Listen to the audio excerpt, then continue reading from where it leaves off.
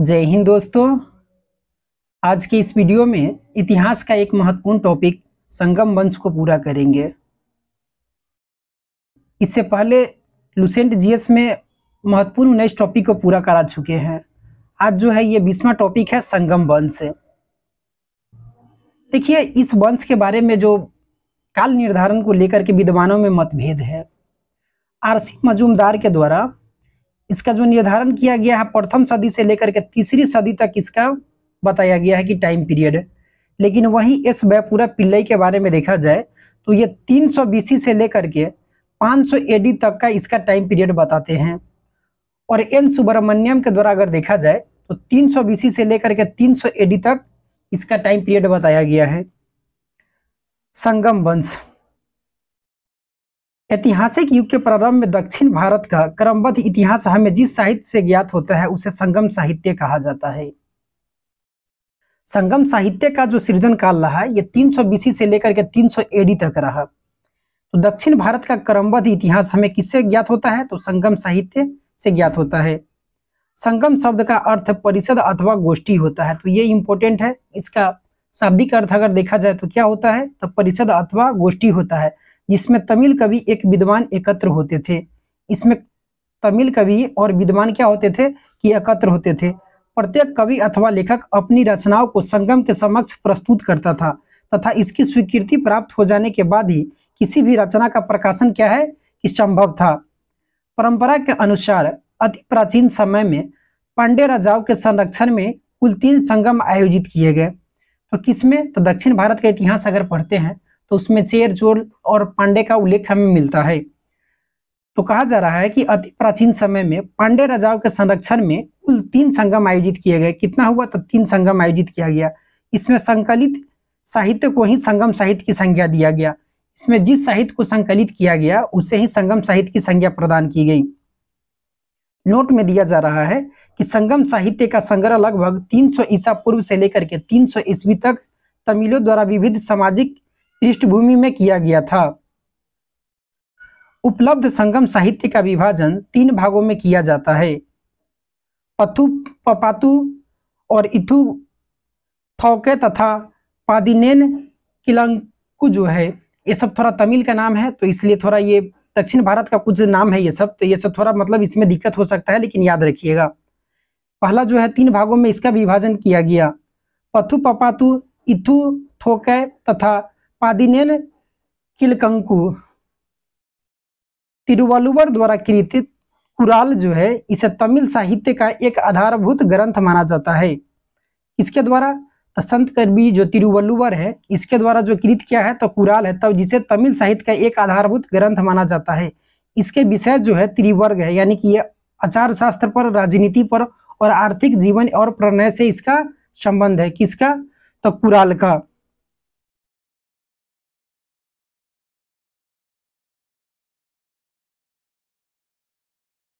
देखिए, जो अलग अलग जो 3 जो इसमें देखे थे कि संगम का जो आयोजन किया गया उसमें जो प्रथम संगम हुआ ये कब हुआ?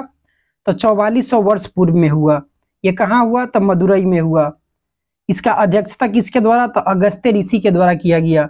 ये महत्वपूर्ण है, याद रखिएगा। इसमें संकलित जो भी महत्वपूर्ण ग्रंथ है इसका कोई भी उपलब्ध अभी नहीं है, इसमें कोई उपलब्ध नहीं है। इसमें अकिट्यम, परिदपाल, मधुनारे, मुदुकरू तथा कलारी आविरी जो है इसमें इसका संकलन किया गया, लेकिन कोई भी साक्ष्य क्या है कि इसका उपलब्ध नहीं है। दूसरा संगम जो हुआ ये 3700 वर्ष पूर्व में हुआ, कपाटपुरम। ये भी क्या है कि ये सब जो जगह है स्थान अब समुद्र में विलीन हो चुका है। अगस्त्य इसमें जो ऋषि थे इसी के द्वारा किया गया। इसका जो महत्वपूर्ण संकलन जो ग्रंथ है तोलकापियम, जिसे तमिल व्याकरण का साहित्य कहा जाता है, तो ये मोस्ट इंपॉर्टेंट है। इसका रचनाकार कौन है? तो तोलकापियर के द्वारा ये किया गया, तो ये याद होना चाहिए। अगस्त्य ऋषि तोलकापियम सेकेंड का। और जो थर्ड हुआ ये 1850 वर्ष पूर्व में हुआ, ये उत्तरी मदुरई में हुआ। इसका जो किया गया नक्कीरर के द्वारा इसका अध्यक्षता किया गया, ये इंपॉर्टेंट है। और इसमें जो भी ग्रंथ आया जैसे कि नेदुन थौके हो गया, कुरुन थौके हो गया, नत्रिनई हो गया, एनकुरु भूरु हो गया, परिदपाल हो गया, कुथु हो गया, वरी हो गया, पैरिसे तथा सी आदि, ये सब कब किया गया? तो तीसरा संगम में इसका रचना किया गया। कवियों और विद्वानों की परिषद के लिए संगम नाम का उपयोग सर्वप्रथम 7वीं सदी के प्रारंभ में शैव संत, यानी कि जो शैव संत को क्या कहा जाता था, तो नैनार कहा जाता था। तो शैव संत तिरुनावुक्करसु यानी कि अप्पार ने किया था। संगम शब्द का जो प्रयोग है ये किसके द्वारा किया गया, तो 7वीं सदी के प्रारंभ में जो शैव संत थे तिरुनावुक्करसु यानी कि अप्पार ने ये किया था। इलंगो कृत शिल्पाधिकारम, जिसमें क्या होता है कि पायलो का गीत, इसका नाम है, एक उत्कृष्ट रचना है जो जनता में राष्ट्रीय काव्य के रूप में जानी जाती है। जो क्या है कि तमिल जनता में इसको राष्ट्रीय काव्य के रूप में जाना जाता है। किसको, तो शिल्पाधिकारम को। इसका पूछा जाता है किसके द्वारा ये लिखा गया है, तो अलिंगो अडिगल के द्वारा लिखा गया है। ये इसमें क्या है कि 30 सर्ग है, जिसे 3 खंडों में लिपिबद्ध किया गया है। कितना इसमें सर्ग है, तो 30 सर्ग है। ये नहीं भी याद रहेगा तो कोई बात नहीं है। यह बौद्ध रुझान वाला महाकाव्य है।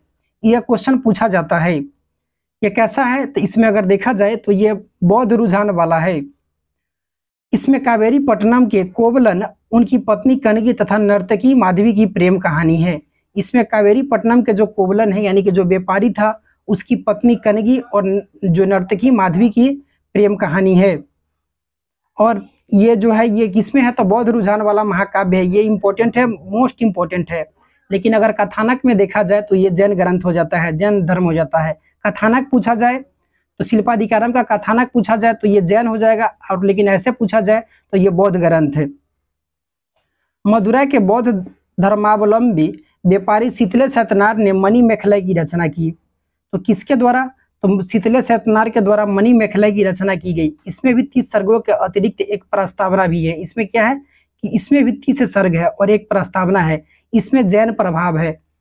शिल्पाधिकारम में देखे हैं बौद्ध प्रभाव, लेकिन अगर इसमें देखा जाए शीतले सत्यनारायण में, जिसके मणि मेखलाई में, तो ये जैन प्रभाव है। इसमें राजकुमार उदयन कुमारन और मणि मेखलाई, राजकुमार जो है ये उदय कुमारन है इसका नाम, और मणि मेखलाई यानी कि कोवलन और नर्तकी माधवी की जो पुत्री है, इसका इसमें प्रेम कहानी है।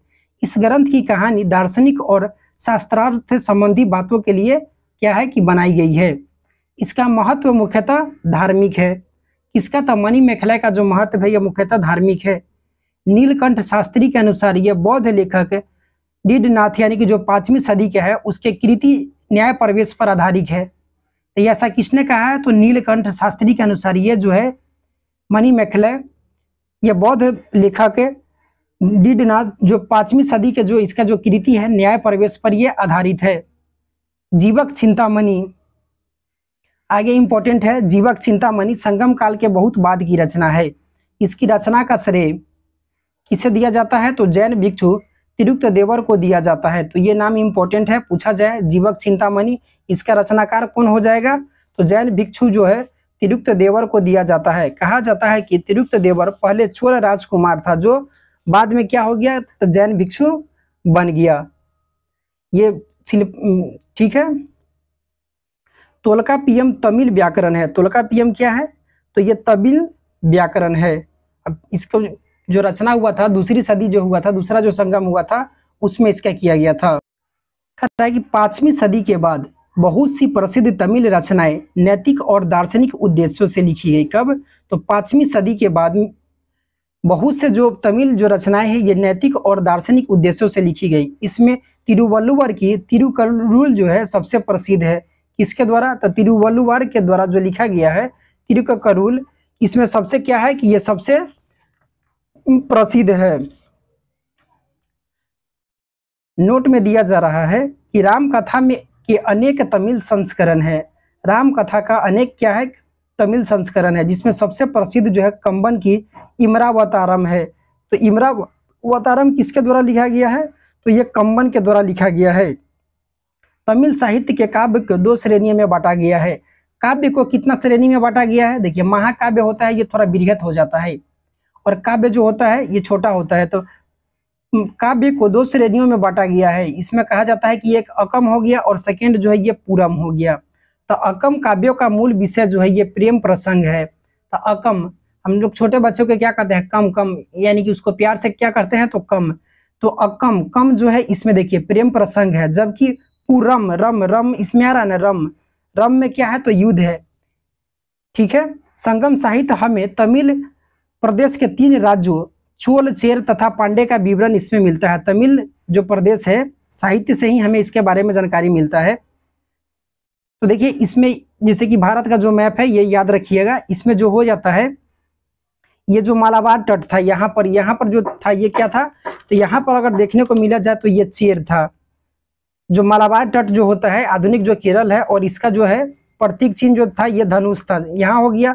और उत्तरी जो यहाँ पड़ता है इस जो इधर तो पूरा मतलब चेर हो गया था, और यहाँ जो पड़ता है ये चोल हो जाता है। जो तमिलनाडु का ऊपरी क्षेत्र था यहाँ हो जाता है ये चोल था, और तमिलनाडु का जो दक्षिणी क्षेत्र था यहाँ पांडे था। इसका प्रतीक चिन्ह बाघ है। चोल का जो हो जाता है ये क्या हो जाता है, बाघ हो जाता है, और पांडे का जो हो जाता है, पांडे यहाँ था यानी कि तमिलनाडु के दक्षिणी में, तो इसका जो हो जाता है ये मछली हो जाता है। संगम युगीन राज्यों में सर्वाधिक शक्तिशाली चोलों का राज था। इसमें सर्वाधिक जो शक्तिशाली था ये कौन था, तो चोलों का राज था। यह पेन्नार और दक्षिणी वेल्लारू नदियों के बीच स्थित था। तो ये इंपॉर्टेंट है, पूछ दिया जाए कि किन दो नदियों के बीच, तो यह पेन्नार तथा दक्षिणी वेल्लारू नदियों के बीच में स्थित था। इसका सबसे प्रतापी राजा जो हुआ ये कौन था, तो इसका सबसे प्रतापी राजा जो है ये कारिकल था। कारिकल के बारे में कहा जाता है कि बेन्नी युद्ध में ये चेर और जो चेर का और पांडे राजाओं को जो 9 राजा था उसको ये हराया हुआ था। कावेरी पट्टनम को ये अपना राजधानी बनाया था कौन, कारिकल।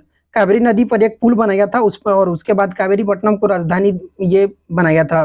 कारिकल ब्राह्मण मतानुयायी था, यानी कि एक ऐसा था तो ब्राह्मण धर्म को मानने वाला था। इसने ब्राह्मण धर्म को राजकीय संरक्षण प्रदान किया। किसने, तो कारिकल ने। लेकिन एक क्वेश्चन बनता है कि चोल राजा एलारा ने किस पर, तो श्रीलंका को जीता था। ये सब इंपॉर्टेंट है।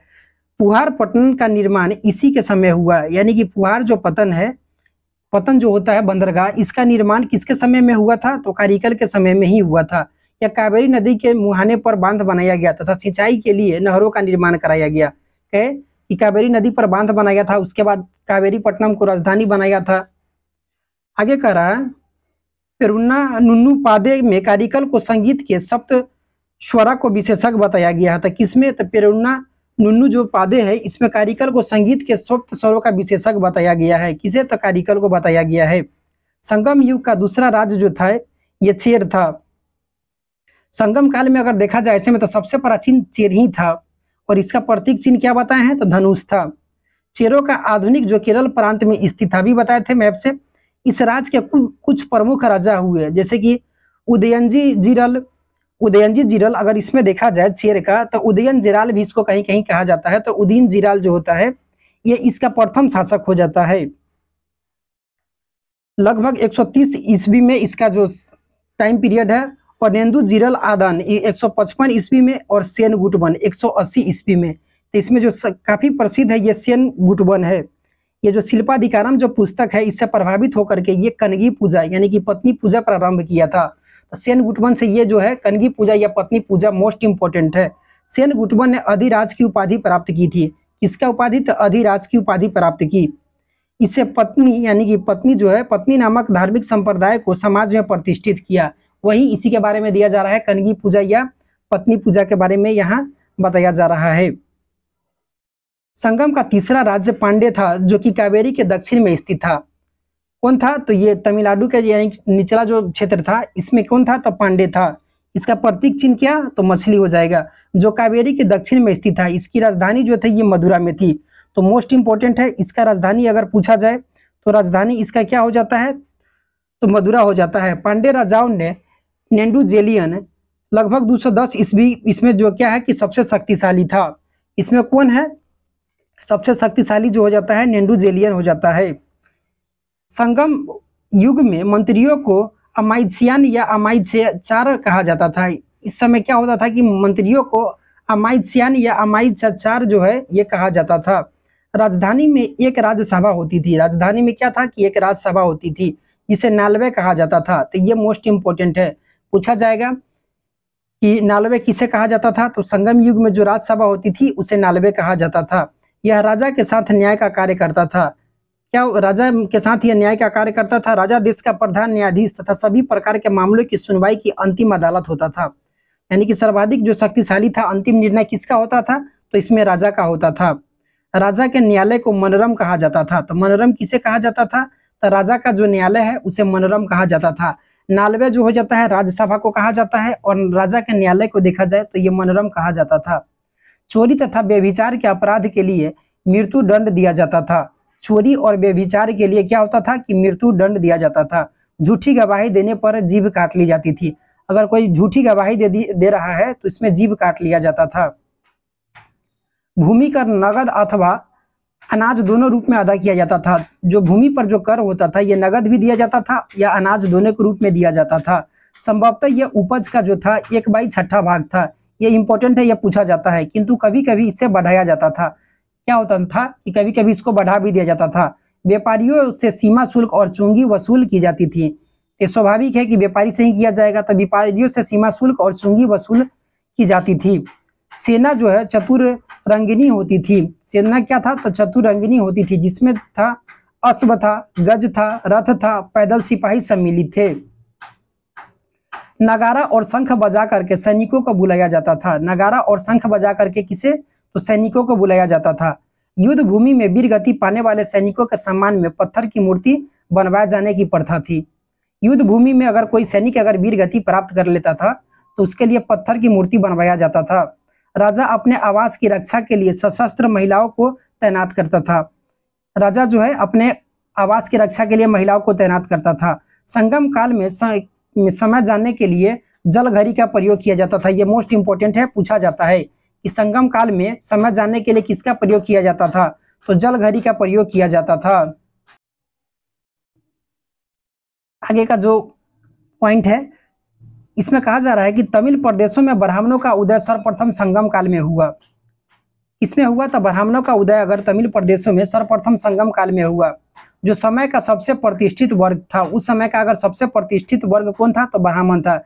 इसकी हत्या को सबसे बड़ा अपराध माना जाता था। अगर किसी ब्राह्मण को अगर हत्या कर दिया जाए तो उसे सबसे बड़ा अपराध माना जाता था। संगमकालीन ब्राह्मण मांस भक्षण करते थे। मांस का क्या है कि ये भक्षण करते थे और जो है सूरा ये पीते थे। ब्राह्मणों के पश्चात संगम युगीन समाज में बेल्लार वर्ग का स्थान था। ब्राह्मण के बाद किसका स्थान था? तो बेल्लार वर्ग का स्थान था। इसका मुख्य जो पेशा था ये कृषि कर्म था, कृषि कार्य करना था। संगम साहित्य में व्यापारी वर्ग को वेनिगर कहा जाता गया है। वेनिगर किसे कहा गया है? तो व्यापारी वर्ग को वेनिगर कहा गया है। कुछ अन्य जो वर्ग था जैसे कि पुलयन है, तो यह दस्तकार होता था। दस्तकार जो रस्सी तथा पशु चर्म की सहायता से चरपाई और चटाई बनाने का कार्य करते थे। कौन? तो पुलयन ये करते थे। और एनियर, एनी मतलब एनिमल से मतलब क्या लिखते हैं? एनिमल, एनी, तो एनिमल में पुराता है तो ये शिकारी होता है। तो शिकारियों की एक जाति है। ये शिकार किसका किया जाता था? तो पशु पक्षियों का, जानवरों का। तो ये एनियर जो था ये शिकारियों की एक जाति थी। और मलबर ये लूटपाट करने वाली जाति होती थी। मलबर कैसे कहता है कि पूरा माल निकालो जल्दी, जो लुटेरा होता है। तो मलबर क्या था? तो लूटपाट करने वाली एक जाति थी। संगम साहित्य में दास प्रथा के अस्तित्व का प्रमाण नहीं मिलता है। इसमें क्या है कि संगम काल में जो होता था दास प्रथा का कोई अस्तित्व हमें नहीं मिलता है। तोलकापियम नामक तमिल रचना से ज्ञात होता है कि संगम काल में विवाह के संस्कार के रूप में मान्यता प्रदान की गई थी। इसमें क्या होता है कि विवाह को संस्कार के रूप में मान्यता प्रदान की गई थी। इसमें हिंदू धर्म शास्त्रों में वर्णित विवाह के 8 प्रकार है। हिंदू धर्म शास्त्र में विवाह का कितना प्रकार दिया गया है? तो 8 प्रकार दिया गया है।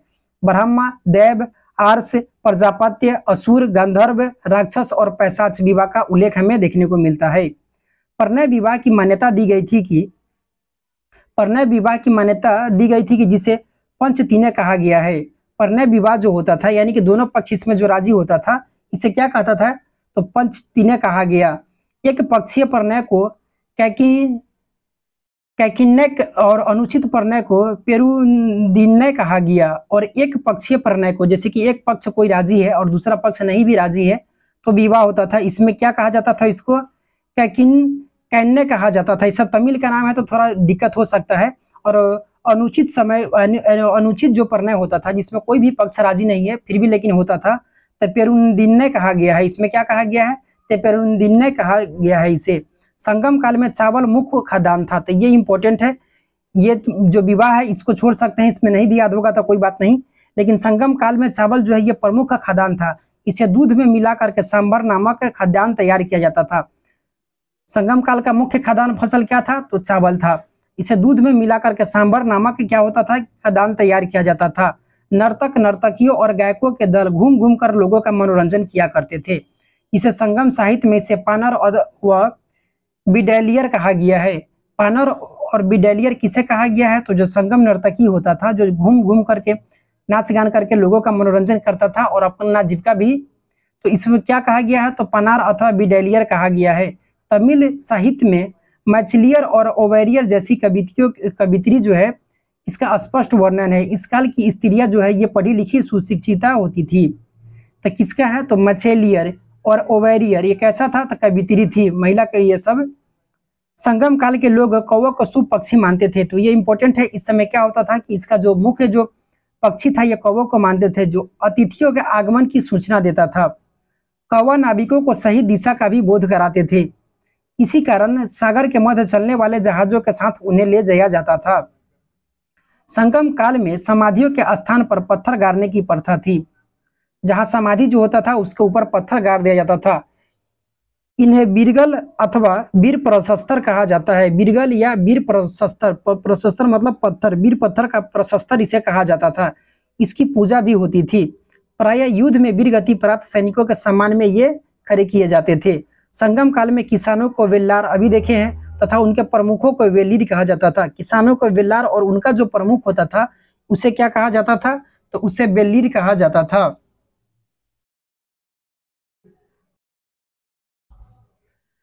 संगम साहित्य से पता चलता है कि समाज के निम्न वर्ग की महिलाएं ही मुख्यतः कृषि कार्य किया करती थी।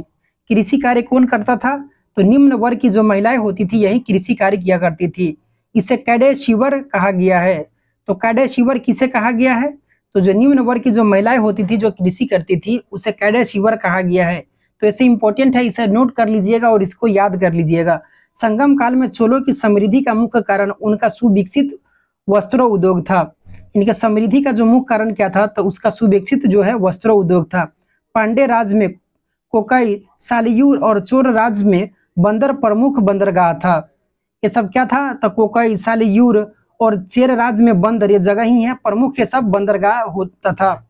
कोकाई मोती खोजने का प्रमुख पतन था। तो ये इंपॉर्टेंट है, कई मोती मतलब कि कई मोती खोजा, कोकाई कई कई याद रखिएगा। ये मोती खोजने का प्रमुख जो बंदरगाह था। कोरोमंडल समुद्र तट पर पुडुचेरी से 3 किलोमीटर दक्षिण में स्थित अरिकमेडु चोल वंश का एक प्रमुख बंदरगाह था। चोल वंश का अगर प्रमुख बंदरगाह अगर पूछा जाए तो अरिकमेडी हो जाता है। इस यहाँ इंपॉर्टेंट है, इसको याद रखिएगा। इस बंदरगाह से रोम के साथ व्यापार होता था। तो कहाँ से व्यापार होता था? तो अरिकमेडु से रोम के साथ व्यापार होता था।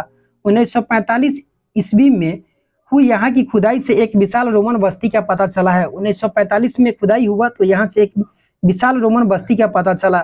यहाँ मनकों के निर्माण का कारखाना भी था। जो ये कुरिया होता है मनके, संगम साहिब सिंधु घाटी सभ्यता में बताए थे, तो मनकों के निर्माण का कारखाना भी था।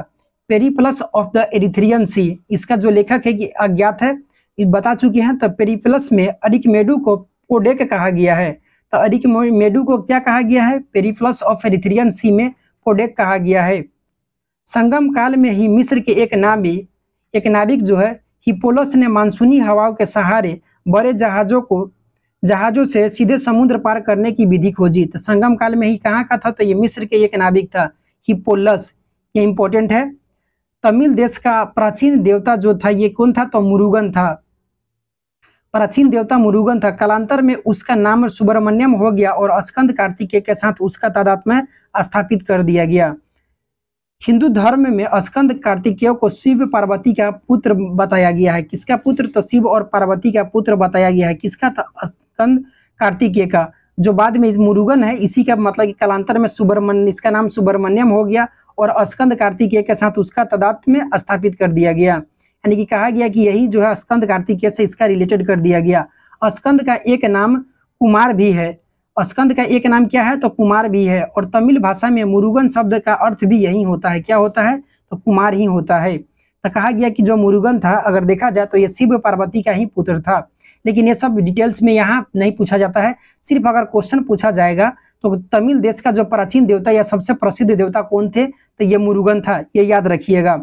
मुरुगन का प्रतीक मुर्गा माना जाता था। इसका प्रतीक क्या माना जाता था? तो मुर्गा माना जाता था। और उसके विषय में यह मान्यता थी कि उसे पर्वत पर क्रीड़ा करना अत्यधिक प्रिय है। उसका अस्त्र जो था यह बर्छा था। अस्त्र के रूप में क्या यूज करता था? तब बर्छा का। कुरुवश नामक एक पर्वतीय जनजाति की स्त्री को मुर्गन की पत्नियों में माना गया है। किसका? तो कुरुवश नामक एक पर्वतीय जनजाति है, स्त्री को, इसका जो एक पर्वतीय जनजाति की स्त्री को कहा गया है कि मुर्गन की पत्नियों में माना गया है। वर्ण का जो वर्ण व्यवस्था था, इसका सामाजिक वर्गीकरण संगम कवियों का ज्ञात था। वर्ण व्यवस्था जो है, इसका सामाजिक जो वर्गीकरण है संगम कवियों का क्या था? तो ये पता था, ज्ञात था। संगम साहित्य में पवित्र या जादुई शक्तियों में विश्वास जताया गया है, जिसे अनकु कहा जाता था। तो जादुई शक्ति में जो विश्वास करता था, इस समय इसे क्या कहा जाता था? तो अनकु कहा जाता था। आगे का जो टॉपिक है ये गुप्त साम्राज्य है, इसको नेक्स्ट वीडियो में कवर करेंगे, काफी इंपॉर्टेंट है। दक्षिण इससे पहले गुप्त देना चाहिए था, तब संगम वंश देना चाहिए था। कोई बात नहीं, संगम इसमें पहले दिया था तो पहले खत्म कर दिए। गुप्त साम्राज्य ये भी इंपॉर्टेंट है, मोस्ट इंपॉर्टेंट है। इसका भी वीडियो जो है एक कल इसको अपलोड कर दिया जाएगा। ठीक है, तो पढ़ते रहिए, अपना ख्याल रखिए। अगर चैनल को सब्सक्राइब नहीं किए हैं तो कर लीजिए, वीडियो को लाइक कर दीजिए। मार्च महीने का जो मंथली जो करंट अफेयर्स है, हो सके कि कल ही इसको कल या परसों इसको उपलब्ध करा दिया जाएगा। उसमें 200 जो मोस्ट इंपॉर्टेंट होगा उसको कवर कर देंगे। ठीक है, धन्यवाद।